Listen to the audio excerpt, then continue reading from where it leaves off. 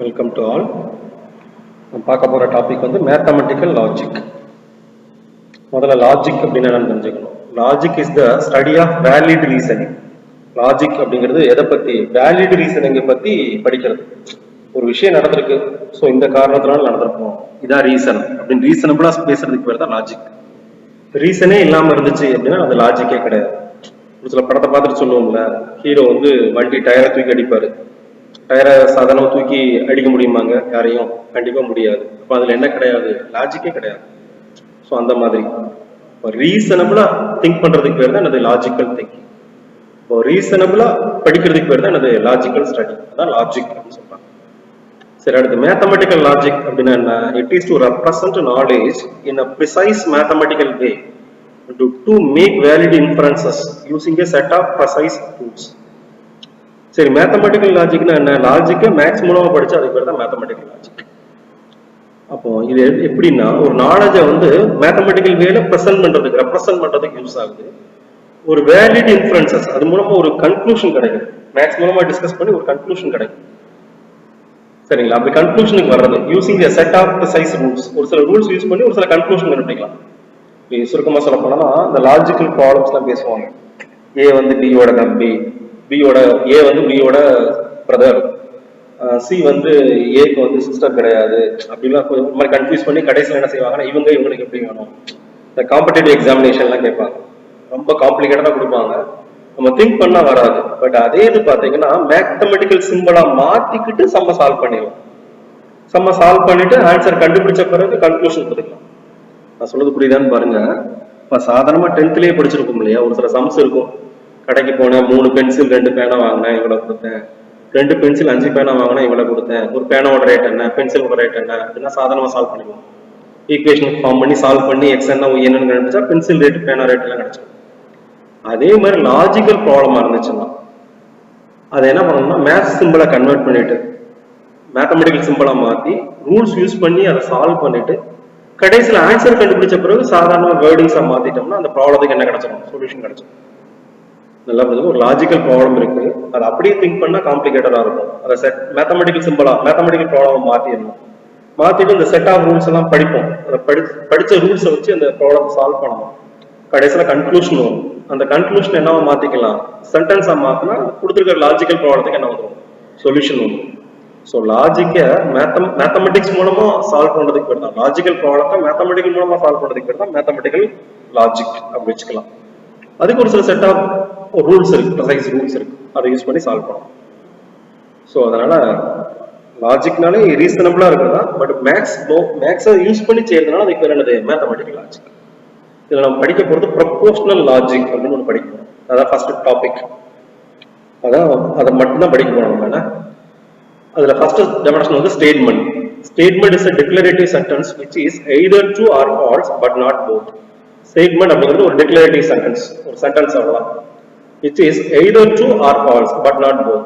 அதை வாசித்து பாருங்க, அது ஒண்ணு ட்ரூவா இருக்கணும் இல்ல ஃபால்ஸா இருக்கணும். ஆனா ரெண்டு கலந்து வரக்கூடாது. ட்ரூவாவும் இருக்கலாம், இல்லைன்னா ஃபால்ஸாவும் இருக்கலாம், அப்படி வரக்கூடாது. ட்ரூவாவும் இருக்கும் அண்டு ஃபால்ஸாவும் இருக்கும், அப்படி வரக்கூடாது. வாசித்து பாருங்க, வாசித்தா ட்ரூ கன்ஃபார்ம் ஸ்டேட்மெண்ட். சரி, வாசித்து பாருங்க ஃபால்ஸ் கன்ஃபார்ம் அப்படின்னா ஸ்டேட்மெண்ட். உழப்பு அடிக்கக்கூடாது. ட்ரூவாவும் இருக்கலாம் ஃபால்ஸாவும் இருக்கலாம், அப்படி வரக்கூடாது. ட்ரூவாவும் இருக்கலாம் இல்லைன்னா ஃபால்ஸாவும் இருக்கலாம், அப்படி வரக்கூடாது. ட்ரூவாவும் இருக்கும் அண்டு ஃபால்ஸாவும் இருக்கும், அப்படி வரக்கூடாது. அது எய்தர் ட்ரூவா இருக்கணும் இல்ல ஃபால்ஸா இருக்கணும், பட் நாட் போத். ஒன்று ட்ரூவா இருக்கணும் இல்லைன்னா ஃபால்ஸா இருக்கணும், ரெண்டு கலந்து வரக்கூடாது. It is also called proposition. நம்ம படிக்கிற டாபிக்கே ப்ரொபோஷனல் லாஜிக்னு பேர் இல்லையா? ஸ்டேட்மெண்ட்டுக்கு இன்னொரு பேர் ப்ரொபோசிஷன் பேர். இப்போ கோவில்பட்டி இஸ் இன் தமிழ்நாடு, இது ஒரு ஸ்டேட்மெண்ட். இது ஒரு சென்டென்ஸ். முதல்ல ஸ்டேட்மெண்ட் பாருங்க, இது ட்ரூவா ஃபால்ஸா? ட்ரூ தான், கோவில்பட்டி தமிழ்நாட்டில் தான் இருக்கு, ட்ரூ, அதனால ஸ்டேட்மெண்ட். அப்போ இது ஒரு சென்டென்ஸ், வாஸ்து பார்த்தேன் ட்ரூவா இருக்கு, அதனால statement. 5 is an even number, இது ஒரு சென்டென்ஸ், வாஸ்து பார்த்தேன், இது ஃபால்ஸ் இல்லையா? 5ங்கிறது ஈவன் நம்பர் கிடையாது, 5ங்கிறது என்ன நம்பர்? Add number. ஆனா ஈவன் நம்பர்னு கொடுத்துருக்கான், அப்படி கன்ஃபார்மா ஃபால்ஸ் தான் இது. இப்போ இது ஃபால்ஸா இருக்கிறதுனால ஸ்டேட்மெண்ட். அப்போ இது ட்ரூவா இருக்கிறதுனால ஸ்டேட்மெண்ட், இது ஃபால்ஸா இருக்கிறதுனால ஸ்டேட்மெண்ட். அப்போ ஒரு சென்டென்ஸ் வந்து ட்ரூவா இருந்தாலும் ஸ்டேட்மெண்ட் தான், ஃபால்ஸா இருந்தாலும் ஸ்டேட்மெண்ட் தான்.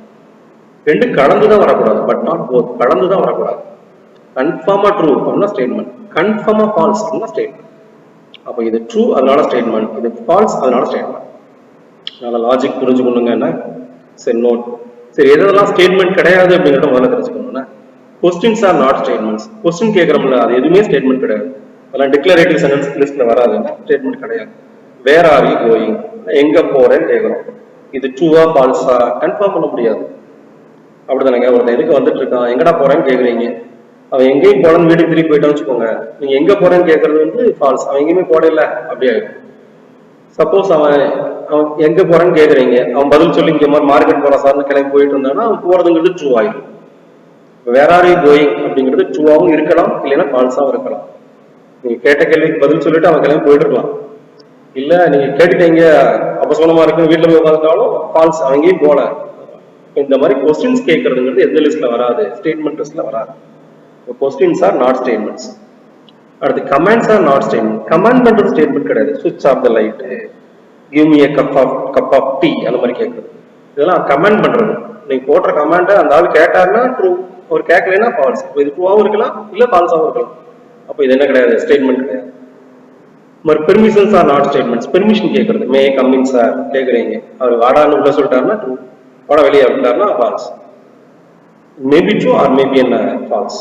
அதனால பெர்மிஷனும் ஸ்டேட்மெண்ட் லிஸ்ட்ல வரலாம். அப்புறம் blessings are not statements. May God bless you, ஒரு ஆள் பிளஸ் பண்றோம் சரிங்களா, கடவுள் உன்னை ஆசீர்வதிப்பாராகன்னு ஒரு ஆள் சொல்லியாச்சு. கடவுள் அவரை ஆசீர்வதிச்சா நீ சொல்லுவது ரைட்டு, கடவுள் அவரை ஆசீர்வதிக்கல அப்படின்னா நீ சொல்லுவது தப்பு. அந்த மாதிரி இருக்கு. இப்போ பிளஸ் பண்றது இருக்கு இல்லையா, விஷ் பண்றது.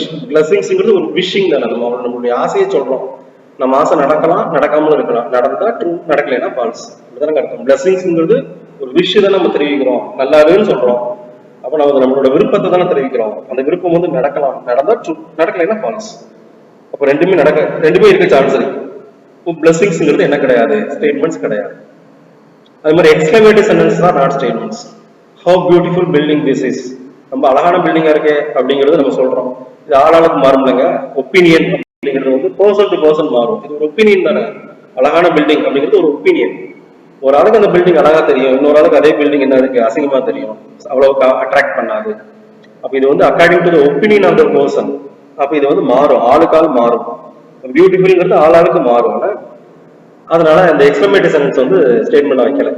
ஆளுக்கு கொடுத்து பியூட்டிஃபுல் பில்டிங் ஒரு ஆள் சொல்லியிருக்காரு, ஒரு ஆள் அதை உண்மைன்னு வந்துடுவாரு, இன்னொரு ஆள் பியூட்டிஃபுல் கிடையாதுன்னு பாரு, இது தப்பாயிடும். அதனால எக்ஸ்க்ளமேட்டிவ் சென்டென்ஸ் வந்து என்ன கிடையாது, ஸ்டேட்மெண்ட்ஸ் கிடையாது. நல்லா புரிஞ்சுக்கோங்க.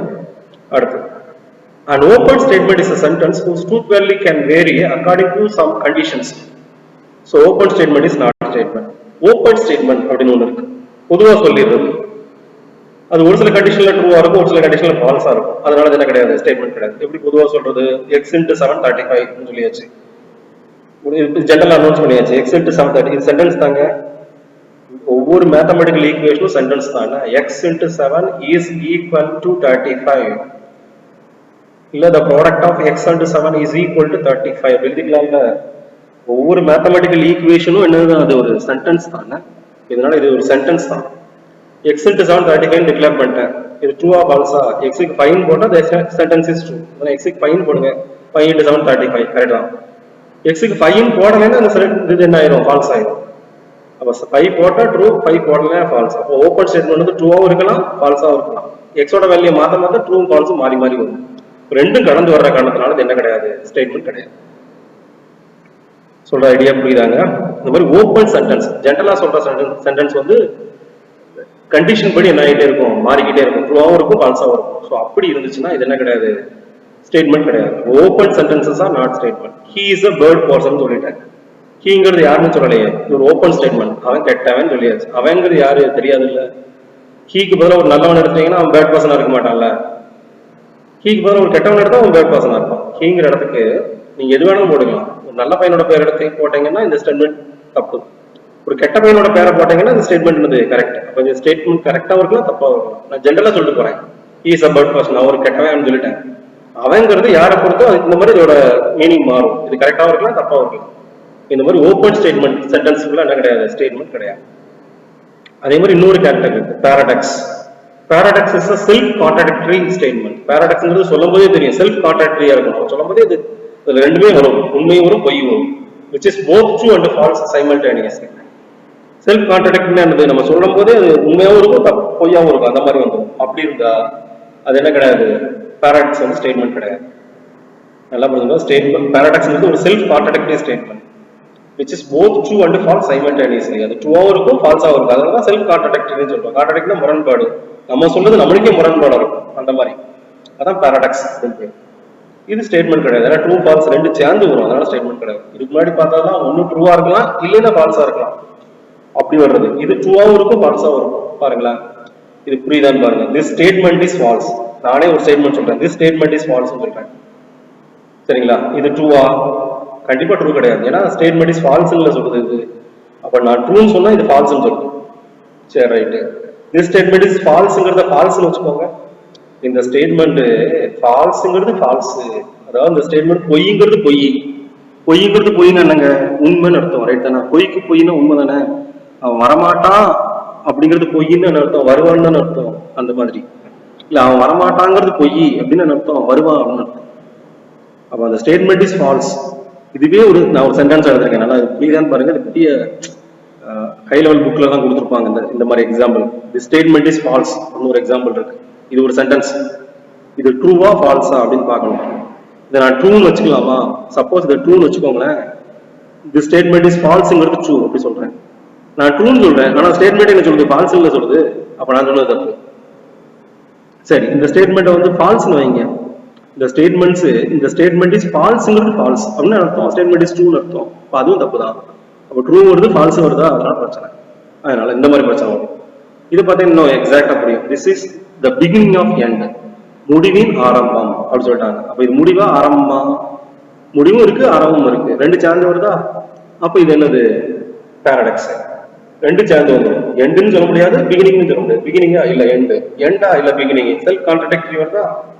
அதனால இங்க ஃபால்ஸ்னு வச்சா ட்ரூன்னு வரும், ட்ரூன்னு வச்சா ஃபால்ஸ்னு வரும். அதான் செல்ஃப் கான்ட்ராடிக்டரி. மீனிங் புரியுதா? செல்ஃப் கான்ட்ராடிக்ட்னு அப்படி நம்ம சொல்றதுக்கே ஒரு தப்பு வந்துடும். அதனால இதை ட்ரூன்னு வச்சா தப்புன்னு வரும், தப்பு ஃபால்ஸ். இதை ட்ரூன்னு வச்சா ஃபால்ஸ்னு வரும், ஃபால்ஸ் வச்சா ட்ரூன்னு வரும். அதனால இது வந்து பாராடாக்ஸ், நாட் ஸ்டேட்மெண்ட். இதுல எண்டுன்னு சொன்னா பிகினிங்னு வச்சுக்கலாம், பிகினிங்னு சொன்னா எண்டுன்னு வச்சுக்கலாம், பிரச்சனை வரும். அப்ப இந்த மாதிரி பாராடாக்ஸ்ல ரெண்டுமே வரலாம். அதனால ட்ரூன்னு வரும் ஃபால்ஸ்னு வரும், அப்போ பிரச்சனை வரும். அதனால இது வந்து நாட் ஸ்டேட்மெண்ட்.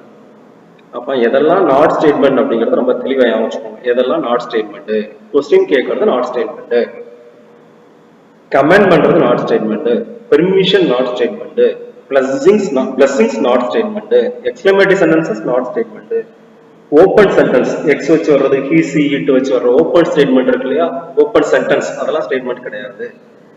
அது போக பாராடாக்ஸ், செல்ஃப் கான்ட்ராடிக்டரி, அதுக்கே தப்பா சொல்றது. நம்ம பேசுறது நம்மளுக்கே என்ன ஆகும், முரண்பாடா இருக்கும், ரெண்டுமே கலந்து வரும். அந்த மாதிரி வர்றது பாராடாக்ஸ். அதுவும் என்ன கிடையாது, ஸ்டேட்மெண்ட் கிடையாது. அப்ப எது ஸ்டேட்மெண்ட் அப்படின்னா, ஒரு சென்டென்ஸை வாசித்து பாருங்க, அது ட்ரூவா இருந்தா ஸ்டேட்மெண்ட். ஒரு சென்டென்ஸை வாசித்து பாருங்க, அது ஃபால்ஸா இருந்தாலும் என்னதுதான் ஸ்டேட்மெண்ட். எது வேணாலும் வரலாம் அப்படின்னு இருந்தாலும், ட்ரூவாவும் இருக்கலாம் ஆர் ஃபால்ஸாவும் இருக்கலாம், அப்படி வந்தாலும் ஸ்டேட்மெண்ட் கிடையாது. ட்ரூ அண்ட் ஃபால்ஸ் ரெண்டு கலந்து வந்தாலும் என்ன கிடையாது, ஸ்டேட்மெண்ட் கிடையாது. ஏதாவது ஒண்ணு மட்டும் கன்ஃபார்மா இருந்துச்சுன்னா அது என்னது, ஸ்டேட்மெண்ட்.